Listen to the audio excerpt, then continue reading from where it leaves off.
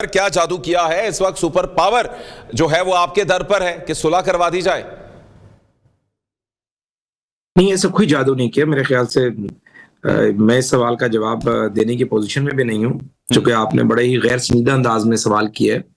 اور اس کا جواب ظاہر ہے میں اگر دوں گا تو حکومت پاکستان کا ورژن ایک تصور کیا جائے گا۔ تو کوئی ایسا جادو نہیں ہے، بس پاکستان ایک بہترین سفارتکاری کر رہا ہے، اور اس سفارتکاری کی وجہ سے پوری دنیا میں پاکستان کی ایک اہمیت ہے۔ لیکن سر ایک کریڈٹ تو ہوتا ہے نا کہ ایک جہاں پر تمام دنیا وہاں پر موجود اور وہاں پر ایک ملک کو اس حوالے سے کچھ کریڈٹ مل جائے، معاملات کچھ اس جانب لے کر جائے وہ کہ کچھ خوش اسلوبی سے ایک بڑا مسئلہ حل ہونے کی جانب ہو۔ جی، اس میں یہی چیز آپ کے سامنے ہے جی۔ ہم نے بہترین سفارتکاری کی کوشش کی ہے، اپنے تعلقات کو بیلنس رکھا ہے۔ مشرقی وسطیٰ کے اندر بھی جتنے بھی ممالک ہیں سب پاکستان کو قدر کی نگاہ سے دیکھتے ہیں۔ ایران کے ساتھ بھی ظاہر ہے ہم نے اپنے سفارتی تعلقات مزید مضبوط کیے ہیں پچھلے 2-2.5 سالوں میں۔ ظاہر ہے اگر ہمارا امریکہ کے ساتھ اچھا تعلق ہوتا اور ایران ہماری بات نہ سن رہا ہوتا تو کوئی فائدہ نہ ہوتا۔ سعودی عربیہ کا بہت اچھا تعلق ہے امریکہ کے ساتھ، لیکن ایران پر وہ اخلاقی اثر نہیں رکھتے۔ تو بیسیکلی تو پاکستان کی پچھلے 2-2.5 سالوں میں ان جنرل بڑی مضبوط جو ہے وہ خارجہ پالیسی رہی، اور یہ پہلی دفعہ ہوا کہ پاکستان بیجنگ ہو، ماسکو ہو یا پھر واشنگٹن ہو، سب کے ساتھ جو ہے وہ یا ان کی رائٹ سائڈ پر کھڑا ہوا ہے، اور یہ اسی کے ثمرات ہیں۔ اور ظاہر ہے جو سپر پاورز ہوتی ہیں وہ ساری چیزیں دیکھ رہی ہوتی ہیں، مائنورٹی آبزرو کر رہی ہوتی ہیں۔ میں سمجھتا ہوں کہ یہ پاکستان کی سفارتی پالیسی کی ایک کامیابی ہے کہ اللہ تعالیٰ نے ہمیں ریلیونٹ بھی کیا، اور میں اکثر بات کہتا ہوں کہ جو خواب فیلڈ مارشل ایوب خان نے دیکھا تھا جب وہ امریکہ گئے، جان ایف کینیڈی نے ان کا ایک شاندار استقبال کیا، تو انہوں نے آ کر ایک کتاب لکھی تھی کہ فرینڈز ناٹ ماسٹرز، یعنی امریکہ کے ہم دوست بننا چاہتے ہیں، لیکن امریکہ جو ہے وہ ہمارا استاد نہ بنے بلکہ ہمارا دوست بنے۔ تو وہ خواب ان کی زندگی میں شرمندہ تعبیر نہیں ہوا، اور پھر کئی آرمی چیفز آئے، کئی وزیر اعظم آئے، لیکن وہ خواب شرمندہ تعبیر فیلڈ مارشل عاصم منیر صاحب کے دور میں ہوا کہ واقعی آج امریکہ ہمیں ایز اے دوست کی نگاہ سے دیکھ رہے ہیں، نہ کہ ایز اے ماسٹر یا ایک استاد کی نگاہ سے۔ تو بیسیکلی ہم نے ثابت کیا کہ محکوم نہیں ہیں بلکہ امریکہ کے اچھے ایک دوست ہیں، اسٹریٹجک پارٹنر ہیں، جس اسٹریٹجک پارٹنرشپ کا آغاز قائد اعظم محمد علی جناح رحمۃ اللہ علیہ نے 1947 میں کیا تھا، اور آج تک ہم اس کو کیری کیے ہوئے ہیں، اور امریکہ کے ساتھ ہمارے بہترین سفارتی تعلقات ہیں، اور اسی سفارتی تعلقات کا آج ہم ثمر اٹھا رہے ہیں۔ جی ٹھیک، اچھا حذیفہ صاحب، ایک اور جو چیز ہے وہ یقینی طور پر ویسے تو سیاسی معاملات اور ان چیزوں کے حوالے سے تو ہم گفتگو کرتے ہیں، لیکن اس ساری صورتحال میں حکومت کی ایک دور اندیشی بھی ہوتی ہے کہ جس کو سامنے رکھتے ہوئے وہ عوام کے فیصلے کرتی ہے، اور عوام اپنی جو طاقت کا پورا بوجھ ہے یا اپنا وزن ہے وہ حکومت کے پلڑے میں ڈالتے ہیں۔ تو اس وقت کیا دیکھ رہے ہیں، حکومتی موقف کیا ہے، کیا ہونے کیا جا رہا ہے، جو ایک حکومتی نیریٹو ہے کہ جس کے حوالے سے عوام چاہتے ہیں کہ آپ نے کچھ تیاری کی ہو، کچھ معاملات بہتری کی جانب جائیں، عوام کے لیے کچھ بہتری ہو؟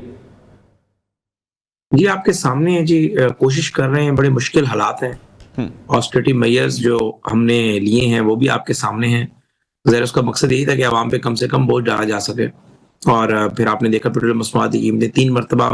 پی ایم صاحب نے ویٹو کیا، نہیں بڑھنے دی۔ تو ظاہر ہے ابھی تو ایک آزمائشی صورتحال ہے، اس موقع کے اوپر میں کوئی بات کر ہی نہیں سکتا کہ کوئی ہم عوام کو کوئی میجر بڑا ریلیف آگے دینے جا رہے ہیں۔ اللہ کرے یہ جنگ کے جو بادل منڈلا رہے ہیں پورے خطے پہ، یہ بادل ختم ہو، پاکستان کے امپورٹ اور ایکسپورٹ بل کا جو ایک فرق کا خطرہ منڈلا رہا ہے وہ بھی ختم ہو، تو لامحالہ پھر کوشش ہوگی کہ عوام کے لیے بہترین سے بہترین کر سکیں گے۔ اچھا حذیفہ صاحب، ایک اور جو چیز ہے وہ پیٹرولیم مصنوعات کے حوالے سے، کیونکہ اب جو ہم ساری گفتگو اس حوالے سے مختلف ٹاک شوز کے علاوہ ہم حکومتی جانب سے بھی سنتے ہیں، وہ یہی ہے کہ جہاں پر پاکستانی پرچم ہو تو کم از کم ان جو وہیکلز ہیں ان کو وہاں سے گزرنے کی اجازت دی جاتی ہے، وہ جو ہیں جہاز بھی وہاں سے گزر رہے ہیں۔ تو کیا عوام کے لیے کچھ اس حوالے سے امید ہے، کچھ بہتری کی، نہ کہ عوام کے لیے پھر کچھ ایسا ہے کہ جس کی شاید وہ توقع نہ کرتے ہوں، کچھ قیمتیں بڑھنے جا رہی ہیں کہ کیا ہونے لگا؟ دیکھیں، آپ نے ہرمز سے جہاز گزر رہے ہیں پاکستانی پرچم برادر، اور ان جہازوں سے ہماری رسد متاثر نہیں ہو رہی، جو ہماری سپلائی ہے اس کا پیٹرولیم مصنوعات کی قیمتوں سے تو کوئی تعلق نہیں ہے۔ پیٹرولیم مصنوعات کی قیمتیں عالمی مارکیٹ میں $118 فی بیرل تک پہنچی ہیں، اور دوسری بات یہ ہے کہ 2 اہم باتیں ہیں۔ ایک بات تو یہ کہ